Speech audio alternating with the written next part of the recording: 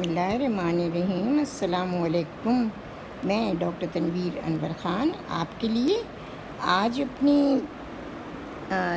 دوسری کتاب کی کہانیاں لے کے آئی ہوں۔ ہلالی کنگن سے آج میں آپ کو کہانیاں سناؤں گی۔ ہلالی کنگن کی ٹائٹل سٹوری تو میں پہلے ہی لوڈ کر چکی ہوں جب میں نے ٹائٹل سٹوریز ڈالی تھی، تو اب آج ہم آپ کو اس میں چھپی ہوئی دوسری کہانیاں جو ہیں وہ سناتے ہیں۔ تو آئیے ہم آپ کو یہ افسانہ سنائیں گے، جال۔ تو ہم پھر اس کی ساری جب کہانیاں ہو جائیں گی تو پھر آپ کے لیے ہم ساری ویڈیوز مارک کر دیں گے۔ اور سب سے پہلے تو میں آپ لوگوں کا شکریہ ادا کرتی ہوں جو میرے چینل کو دیکھ رہے ہیں، لائک کر رہے ہیں، سبسکرائب کر رہے ہیں، شیئر کر رہے ہیں اور بیل کے آئیکن کو بھی دبا رہے ہیں۔ پلیز یہ سلسلہ جاری رکھیے تاکہ میں یہ کہانیاں آپ لوگوں کو سناتی رہوں۔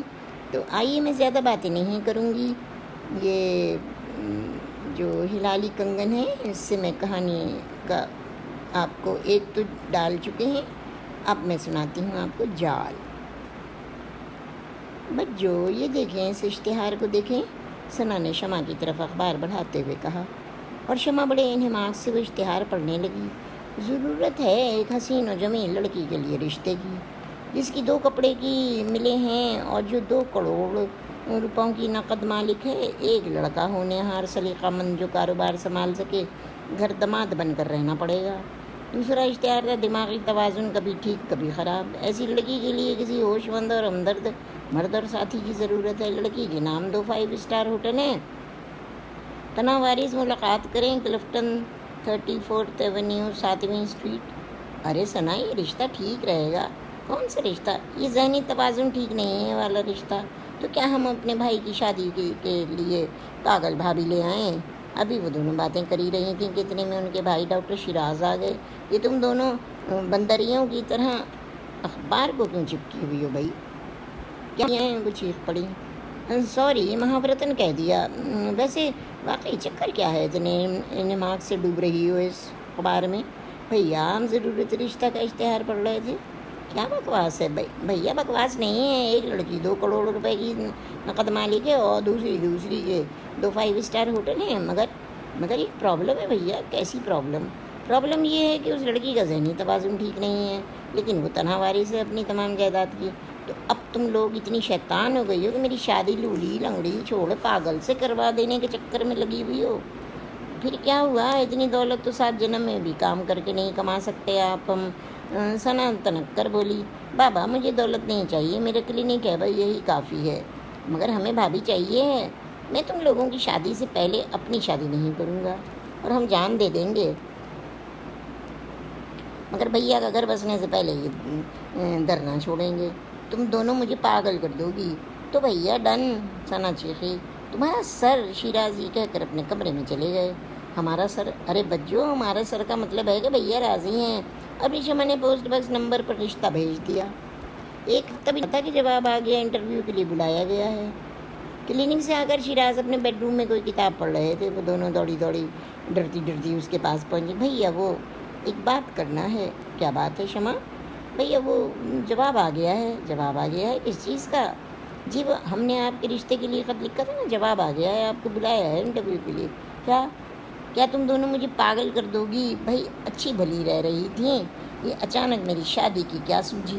نہیں بھیا، ہم چلیں گے آپ کے ساتھ انٹرویو کے لیے، تم لوگ میرا مذاق اڑاؤ گی۔ ارے مذاق کی کیا بات ہے، آپ تو ڈاکٹر ہیں، وہ تو لپک کر کریں گے آپ کے ساتھ شادی۔ اور پھر وہ لوگ واقعی کلفٹن پہنچ گئے۔ انہیں ایک بہت ہی آراستہ کمرے میں بٹھایا گیا۔ آپ لوگ بیٹھیں۔ بوڑھے ملازم نے انہیں بٹھا کر ناشتے کی ٹرالی بھجوا دی۔ ذرا ہی دیر بعد ایک بردبار خاتون کے ساتھ ایک بے حد حسین لڑکی سفید کپڑوں میں ملبوس ڈرائنگ روم میں داخل ہوئی۔ وہ لڑکی خاموشی سے بیٹھ گئی۔ خاتون بولی، میں مسز اکرم ہوں اور یہ میری بھتیجی ایلیا ہے۔ اس کے بارے میں اخبار میں لکھ چکی ہوں، مزید کچھ پوچھنا چاہو گے؟ جی، یہ ہمارے بھائی ڈاکٹر شیراز ہیں، ہم نے آپ کو لیٹر لکھا تھا، ہم زبردستی بھیا کو لے کر آئے ہیں۔ دراصل بھیا نے ماں باپ بن کر ہمیں پالا ہے، ہم چاہتے ہیں کہ بھیا کی شادی ہو جائے۔ آپ بھیا کچھ بولتے نہیں؟ ثنا نے جلدی کہا، یہ میری بجو شمع ہیں۔ جی پڑھا تو تھا۔ دراصل بیٹی پاگل لڑکی، اسے کون شادی کرتا ہے، یہ اکلوتی ہے۔ مصیبت یہ ہے کہ میرے بھائی کی ساری جائیداد اس کے نام اس وقت ہو سکتی ہے جب اس کی شادی ہو جائے، اور شادی ہو نہیں رہی ہے۔ یہ اشتہار میں نے چوتھی دفعہ دیا تھا اخبار میں، تم لوگ مجھے اچھے لگے۔ پہلے تو ایک دو لوگ آئے، ان کی آنکھوں میں حرص و طمع دیکھی، شادی نہ کر سکی۔ اب میں بھی بوڑھی ہو گئی ہوں، اس بچی کو کون دیکھے گا؟ آنٹی جی ہمارے بھیا بہت اچھے ہیں، ڈاکٹر ہیں، ہو سکتا ہے کہ ہماری پیاری پیاری بھابھی کو ٹھیک کر لیں۔ اور پھر یہ رشتہ طے ہو گیا۔ کچھ ہی روز بعد شادی ہونا قرار پائی۔ شیراز گھر داماد رہنے کو راضی نہ ہوئے اور مجبوراً ایلیا کو رخصت ہو کر جانا پڑا۔ وہ ایک خوبصورت ہی سہاگ رات تھی۔ ثنا اور شمع نے بہت ہی خوبصورت سے سجائی تھی۔ بھیا بھابھی تو بڑا غضب ڈھا رہے ہیں، سخت امتحان لے رہی ہو تم لوگ میرا۔ اوہ کم آن بھیا، ہمیں تو وہ کہیں سے پاگل نہیں لگ رہی تھیں۔ اگر وہ بہت زیادہ خوفناک پاگل ہوتی تو پھر ہم اپنے بھیا کی شادی وہاں نہیں کرتے۔ گھر مہمانوں سے بھرا تھا، مگر کسی کو شائبہ بھی نہ ہونے دیا شمع اور ثنا نے کہ دلہن پاگل ہے۔ جب کمرے میں پہنچا تو اس نے آہستہ سے کنڈی لگائی اور اپنے بیڈ کی طرف بڑھا۔ وہاں دلہن تو نہیں تھی، کپڑوں اور روپوں اور زیورات کا ڈھیر تھا۔ سامنے ہی دلہن بیٹھی کرسی پر گھونگھٹ کاڑے سو رہی تھی۔ وہ اتنی معصوم، اتنی خوبصورت لگ رہی تھی کہ شیراز کو ایک دم اس پر پیار آ گیا۔ بیڈ کے اوپر ایک پرچہ پڑا تھا، لکھا تھا، ڈاکٹر شیراز صاحب، آپ نے مجھ سے شادی ان روپوں اور زیورات کے لیے کی ہے، وہ حاضر خدمت ہیں، ورنہ ایک پاگل لڑکی کو آپ کیوں اپناتے؟ ہم دو مسافر الگ الگ راہوں کے ہیں، مجھے آپ کی ذات سے کوئی دلچسپی نہیں، اس لیے آپ کو بھی مجھ سے دلچسپی نہیں ہونا چاہیے۔ آپ کی دلچسپی کی چیز آپ کو میں نے دے دی، فقط ایلیا۔ شیراز سن سے ہو گئے۔ وہ اس کے نزدیک جا کر بولے، ایلیا تمہارا خیال غلط ہے، میں نے تم سے شادی کی ہے، محبت بھی کروں گا تو صرف تم سے۔ میں ڈاکٹر ہوں، دولت تو میرے پاس بھی ہے، کروڑوں نہ صحیح کچھ تو ہے، میں ایک سرجن ہوں، اپنی زندگی کے گزارے لائق کما لیتا ہوں، میں نے دولت کی طمع نہیں کی۔ تم جیسی بھی ہو، میرے گھر کی عزت اور لاج ہو، تمہاری چاہ میری بہنوں نے کی تھی، میں تو تمہیں جانتا بھی نہیں تھا، اور بہنیں، ان کے لیے امی ابو کی موت کے بعد میں ہی ماں اور باپ ہوں، اور اگر مجھے سولی پر بھی لٹکنے کو کہتی تو شاید میں لٹک جاتا۔ اب تم سے شادی ہو گئی تو ٹھیک ہے، تم جسے چاہو اپنی دولت دے سکتی ہو، مجھے پرواہ نہیں۔ یہ کہہ کر شیراز سائڈ کے بیڈ روم میں جا کر لیٹ گیا۔ آنکھیں موندے لیٹی دلہن نے ایک ایک لفظ سنا اور شیراز کی عزت اس کے دل میں اترتی چلی گئی۔ یہ تو بالکل مختلف ہے، وہ سوچ رہی تھی، اسے تو کسی چیز کی پرواہ نہیں ہے، اور تب ایلیا بھی بے چین سی ہو گئی۔ دوسرے روز ان کا ولیمہ تھا، بڑے دھوم دھام سے ہوا، کسی کو شائبہ تک بھی نہ ہونے دیا کہ شیراز اور ایلیا میں کوئی کش ہے۔ کوئی یہ پتہ نہیں لگا پایا کہ ایلیا پاگل ہے۔ شیراز ولیمے کے بعد سے اپنے کام پر جانے لگے۔ ویسے تو اس نے ایک ڈاکٹر کا انتظام کر لیا تھا، ایک ماہ کے لیے کلینک پر بیٹھنے کا، مگر ایسی صورتحال میں جو ایلیا نے پیدا کر دی تھی، وہ کیا کر سکتا تھا؟ ایلیا کو شیراز کی ذرا بھی پرواہ نہ تھی۔ جب وہ گھر میں نہ ہوتا تو خوب گھلتی ملتی اپنی نندوں کے ساتھ، انہیں تو محسوس بھی نہ ہوتا کہ ایلیا پاگل ہے۔ یہ تو شیراز آ جاتا تو وہ عجیب عجیب حرکتیں کرنے لگتی، کبھی سوتی بن جاتی، کبھی الماری سے سارے کپڑے نکال کر پلنگ پر ڈال دیتی، کبھی شیراز کی کتابیں بکھرا دیتی۔ شیراز نے بہت صبر و تحمل سے کام لیا تھا، وہ اور کوئی تعلق رکھے نہ رکھے مگر بات ضرور کرتا تھا۔ ایلیا تمہاری طبیعت تو ٹھیک ہے، ذرا جلدی سے بیڈ پر سے یہ سامان اٹھا کر الماری میں رکھ دو، چلو میں تمہاری مدد کروں۔ اور ایلیا جو بات شیراز کہتا وہ مان لیتی۔ پھر شیراز کی بہنوں کی شادی نزدیک آ گئی، تب شیراز نے اس سے کہا، ایلیا پلیز تم میری بہنوں کی شادی میں میرے ساتھ تعاون کرو، مجھے تم سے اور کچھ نہیں چاہیے، میں نے خود ہر انتظام کر لیا ہے۔ اور ایلیا نے ان لوگوں کے ساتھ بھرپور تعاون کیا۔ کبھی کبھی اسے گمان ہوتا کہ ایلیا پاگل نہیں ہے، وہ بالکل نارمل لگتی تھی، مگر پھر اس کی بعض حرکات سے وہ پریشان ہو جاتا۔ پھر ثنا کی شادی شیراز کے دوست ڈاکٹر مسعود سے ہو گئی اور شمع کی شادی انجینئر شاہزیب سے ہو گئی۔ ایلیا نے شادی میں بڑھ چڑھ کر حصہ لیا تھا، اور پھر اس کا گھر سونا سونا ہو گیا، صرف ایک ماما ایک خانسامہ رہ گئے۔ ایک روز بیگم اکرم نے شیراز کو کلینک فون کر کے بلایا، وہ کلینک سے سیدھا وہاں پہنچا۔ ارے شیراز بیٹے، جی آنٹی، بیٹا اب تو تمہاری شادی کو 1 سال ہونے آیا ہے، میں تو اب لندن سیٹل ہونے جا رہی ہوں، تم یہ سب کاروبار ایلیا کا سنبھالو، میں چاہتی ہوں کہ سب چیزیں تمہارے نام کر دوں، سب کچھ تمہارا ہی ہے بیٹے۔ نہیں آنٹی، میں یہ کاروبار تو ضرور سنبھال لوں گا، مگر اس کی آمدنی کا ایک ایک پیسہ ایلیا کا ہے، جو بھی کاروبار ہے وہ سب کا سب ایلیا کے نام ٹرانسفر کر دیں۔ مگر وہ تو پاگل ہے بیٹا، وہ پاگل ہو سکتا ہے کہ ہو، مگر شادی کے بعد سے میں نے اس میں پاگل پن کیا ہے، کوئی علامات نہیں دیکھی۔ ویسے بھی اب ثنا اور شمع کی شادی سے فراغت ہو گئی ہے، میں ایلیا کو کسی نفسیاتی ڈاکٹر کو دکھاؤں گا، وہ بالکل ٹھیک ہو جائے گی۔ اور پھر گھر جا کر شیراز نے ایلیا سے کہا، کل صبح میرے ساتھ تمہیں کورٹ جانا ہے، تمہاری جائیداد کا مسئلہ ہے، آنٹی نے تمہاری ساری جائیداد تمہارے نام کرنے کا فیصلہ کیا ہے۔ میرے نام؟ مگر میں تو پاگل ہوں، میں اس کی حفاظت کیسے کروں گی؟ آپ اپنے نام کروا لیں۔ تم پاگل نہیں ہو، تم کو تمہاری جائیداد مبارک ہو، میرے اور تمہارے درمیان اس سے زیادہ کوئی رشتہ نہیں ہے کہ ہم ایک چھت تلے رہ رہے ہیں۔ مجھے نفرت ہے تمہاری دولت سے۔ اور مجھ سے بھی نفرت ہے؟ نہیں، تم سے نفرت نہیں ہے، مگر اپنی بدقسمتی پر افسوس ہے کہ میں تمہارے لیے اور تم میرے لیے آڑی ہو۔ جب میں تمہارا حقدار نہیں بن سکا تو تمہاری جائیداد سے میرا کیا واسطہ؟ سمجھیں تم دماغ سے نکال دو اس خناس کو کہ میں تمہاری دولت کی وجہ سے تم کو برداشت کر رہا ہوں۔ اس نے پہلی دفعہ ایلیا کو بری طرح ڈانٹ دیا، وہ ڈر گئی۔ دوسرے دن صبح تیار ہو گئی۔ پہلے وہ لوگ کلفٹن گئے مسز اکرم کے پاس، انہوں نے وکیل کو بلوایا ہوا تھا، اس کے بعد انہیں کورٹ جانا پڑا، اور یوں تمام کاروبار جائیداد ایلیا کے نام منتقل ہو گئی۔ وہ لوگ گھر آ گئے، ایلیا خاموش سی تھی اور شیراز بھی خاموش تھا۔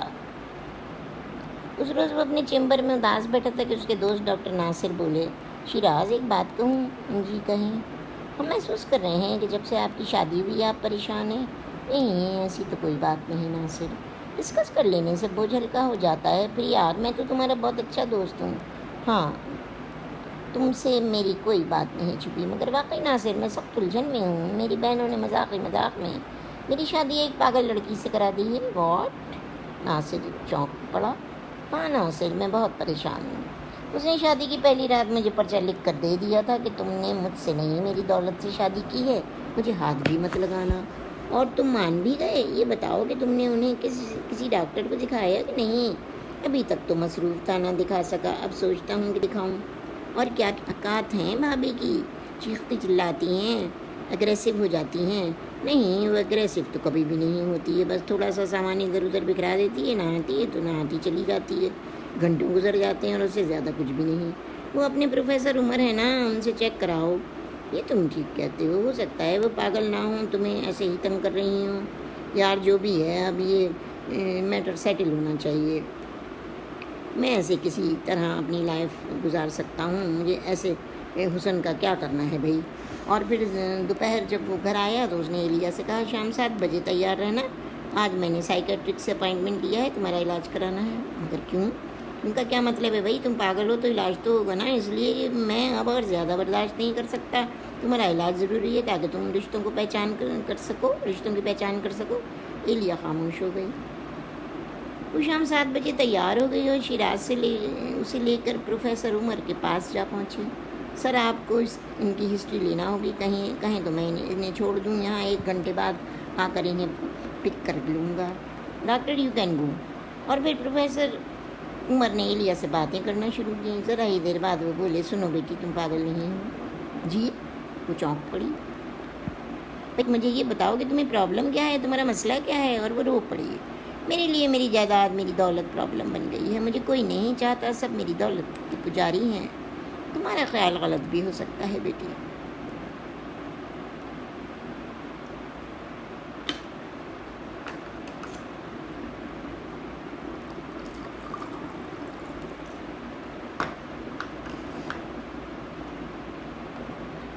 میرے ساتھ ایسے واقعات ہو چکے ہیں سر، جس کی وجہ سے میرے دماغ میں خوف بیٹھ گیا ہے۔ میری منگنی ایک لڑکے عابد سے خالہ اکرم نے کر دی تھی، وہ ہمارے گھر بہت آ کر گھسنے لگا، اس نے میری خالہ سے بہانے سے پیسے مانگنا شروع کر دیے۔ آنٹی وارث تو ایلیا کے ساتھ ہی میں بھی ہوں، پھر ایک گاڑی خرید دیں، مجھے اس آدمی سے شدید نفرت ہوئی، پھر وہ منگنی میں نے توڑ دی۔ اس کے بعد ایک 40 سال کے آدمی نے خالہ اکرم کو راضی کرنا چاہا، یہ کہہ کر کہ اسے کاروبار کا تجربہ ہے، وہ سب سنبھال لے گا۔ اور پھر جب شادی کی ساری تیاریاں ہو گئیں تو پتہ چلا کہ وہ آدمی جھوٹا ہے، بے ایمان ہے، اور اس کے پہلے سے 4 بچے ابھی بھی موجود ہے۔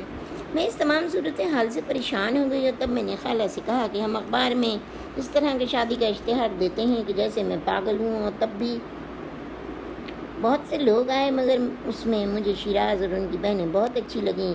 میں تو اب تک پاگل پن کی ایکٹنگ کر کے شیراز کو آزمانا چاہتی ہوں۔ ہر قدم پر مجھے بڑی خوشی ہے ڈاکٹر انکل، میں اس میں کامیاب ہوں۔ انکل پلیز کچھ دن اور مجھے آپ کا تعاون چاہیے، صرف 1 سال کا اور۔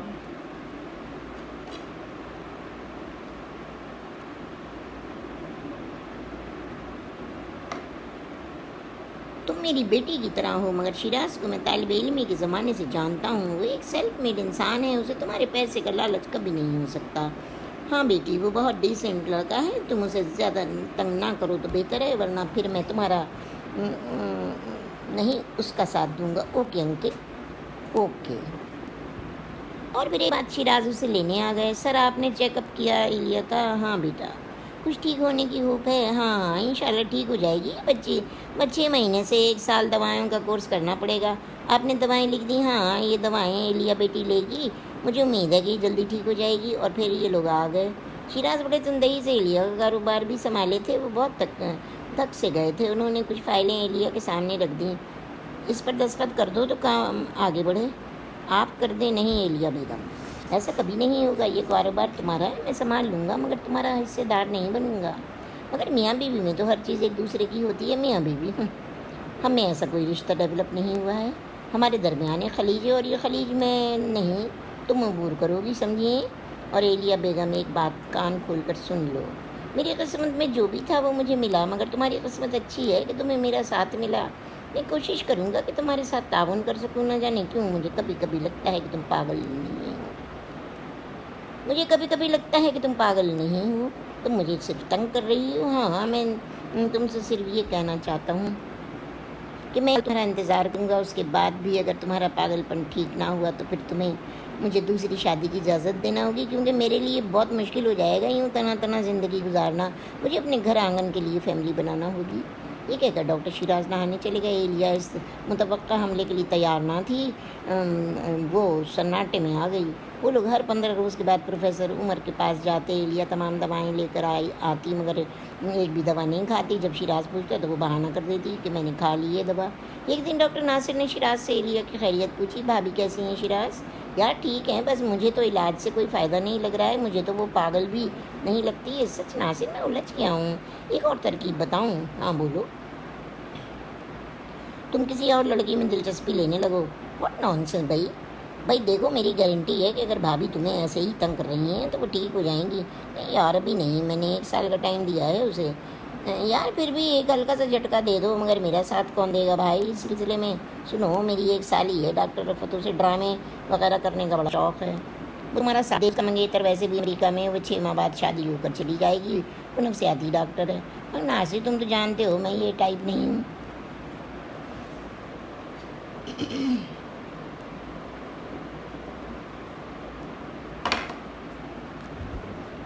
अरे यार तो वो कौन सा तुमको चिपक जाएगी।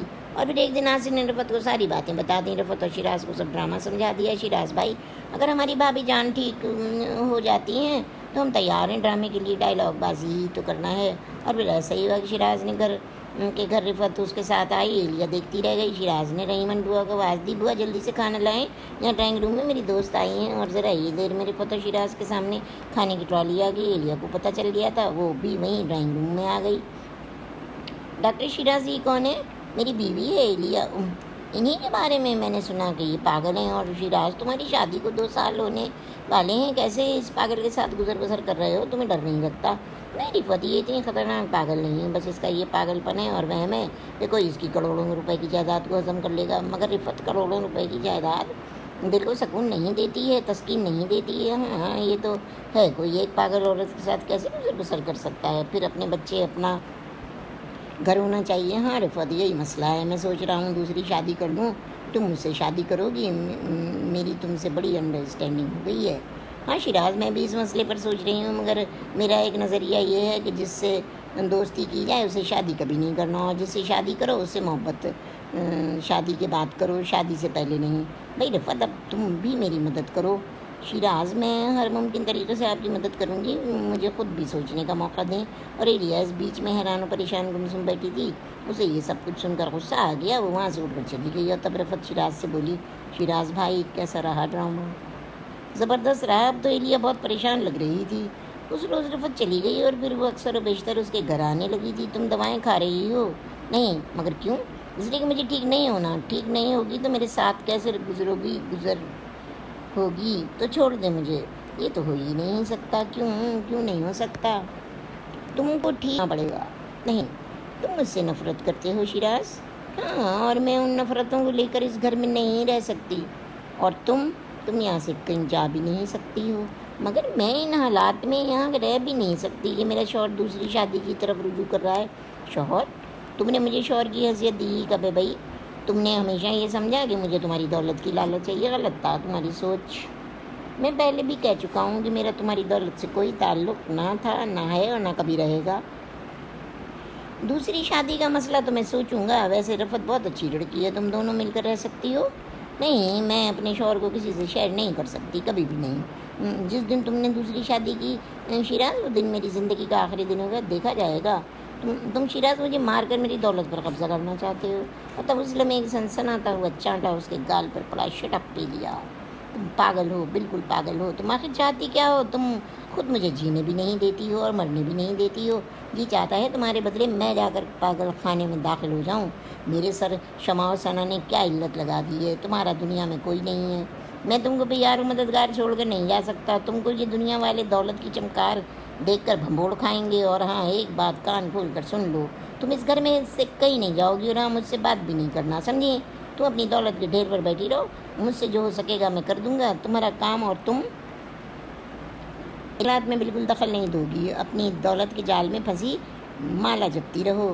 ایلیا خوف کے مارے کانپ رہی تھی۔ شیراز چلے گئے، ایلیا الجھ چکی تھی، وہ آپ اپنے جال میں پھنس چکی تھی۔ وہ پروفیسر عمر کے پاس گئی اور پھوٹ پھوٹ کر رو پڑی۔ کیا بات ہے بیٹی ایلیا، کیا بات ہے؟ تم بے حد پریشان ہو؟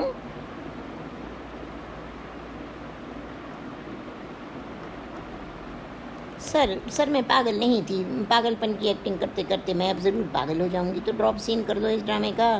مگر سر وہ شیراز دوسری شادی کر رہے ہیں، میں کیا کروں؟ میں تمہاری کیا مدد کر سکتا ہوں بیٹی؟ سر میں بالکل ٹھیک ہوں، آپ یہ بات شیراز کو نہیں بتا سکتے؟ کیوں نہیں بتا سکتا؟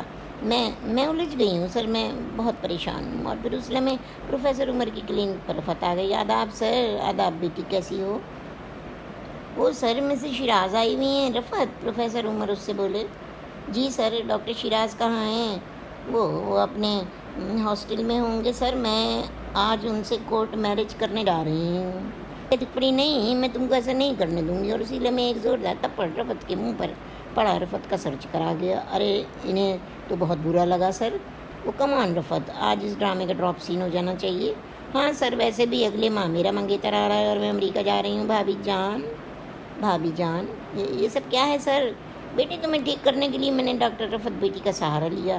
یہ خود ایک بہترین نفسیاتی ڈاکٹر ہے اور ہمیں امید ہے کہ تم نے اپنی دولت کے خوف سے ہٹ کر اپنی زندگی کے بارے میں کچھ سوچا ہوگا۔ ہاں، تھپڑ تو تمہارا بھابھی جان بڑا زوردار تھا، مگر اب یہ ہے کہ آپ میرے ساتھ چل رہی ہیں۔ چلے، میری گاڑی باہر کھڑی ہے۔ ذرا ہی دیر بعد رفعت ایلیا کو لے کر بیوٹی پارلر جا رہی تھی۔ مجھے خوشی ہے ایلیا کہ تم نے اپنی غلطی کا احساس کر لیا۔ ڈاکٹر شیراز بے حد ڈسٹرب تھے اور آج وہ سچ مجھ سے کورٹ میرج کے لیے تیار تھے، مگر وہ تمہارا حصہ ہیں۔ یہ جوڑا انہوں نے میرے لیے خریدا تھا اور میں نے تمہاری نیت سے خریدا تھا، سو تم پہنو بھابھی، دلہن بنو اور میں تمہیں ہالیڈے ان کے کمرے میں چھوڑ کر آؤں گی۔ اور پھر ذرا ہی دیر بعد ایلیا ایک حسین و جمیل دلہن کے روپ میں تھی۔ وہ لوگ روم نمبر 40 میں پہنچے، دستک دی تو یس کم ان کی آواز آئی۔ وہ دونوں کمرے میں داخل ہو گئیں۔ اس وقت شیراز کی پیٹھ دروازے کی طرف تھی اور وہ بولے، بڑی دیر کر دی تم نے رفعت۔ بھابھی جان کو منانے میں دیر ہو گئی شیراز بھائی، آج ڈرامے کا ڈراپ سین ہو گیا۔ دیکھیں میری پیاری پیاری بھابھی جان کتنی پیاری لگ رہی ہیں، انہیں سنبھالے میں چلوں، رات 1 بجے کی فلائٹ سے میری ساس سسر آ رہے ہیں۔ خدا حافظ بھابھی جان۔ اب بھائی جان کو ناراض نہ کیجیے گا، یہ کہہ کر ایلیا کو چھوڑ کر رفعت چلی گئی اور ایلیا شرم کے مارے دروازے پر کھڑی رہ گئی۔ تب شیراز اس کے پاس آہستہ سے آئی۔ ایلیا، مجھے یقین تھا کہ آج تم میری بننے کے لیے پورے یقین، پیار و محبت کے ساتھ آئی ہو۔ میرے اور تمہارے بیچ پیار و محبت کے رشتے کے علاوہ کچھ نہ ہوگا، اور یہ جو دولت کا جال ہے نا، اسے ہم سوچ سمجھ کر ایک ٹرسٹ میں تبدیل کر دیں گے۔ ان کی مالک بھی تم ہوگی، صرف تم۔ شیراز، مجھے معاف کر دیں، میں آپ سے شرمندہ ہوں۔ مجھے معلوم تھا کہ تم پاگل نہیں ہو، اور تب ہم نے مل کر تمہارے دل سے ڈر و خوف نکالنے کا ڈرامہ کھیلا، اور آج میں خوش ہوں کہ تم میری ہو۔ اور تب اسی لمحے ایلیا بے ساختہ شیراز کی باہوں میں آ گئی۔ شیراز، مجھے کچھ نہیں چاہیے، صرف آپ کا پیار چاہیے، آپ کی مضبوط باہوں کا سہارا چاہیے۔ شیراز نے اس کی ٹھوڑی اوپر اٹھائی تو ایلیا نے شرما کر نظریں نیچے جھکا لیں. اور اسی کے ساتھ میری یہ کہانی افسانہ میرا جال ختم ہوتا ہے. ویورز، اگر آپ کو میری یہ 84 نمبر کی کہانی پسند آئی ہے، یہ 84 نمبر کی کہانی ہے تو پسند آئی ہے تو اس کو لائک کریں، سبسکرائب کریں اور شیئر کریں اور بیل کے آئیکن کو دبا دیجئے. کیونکہ اگلی جو کہانی میں آپ کو سناؤں گی اس کا نام ہے سبق، اور یہ بھی میری کتاب ہلالی کنگن سے ہوگی. تو اب مجھے اجازت دیجیے. اللہ حافظ.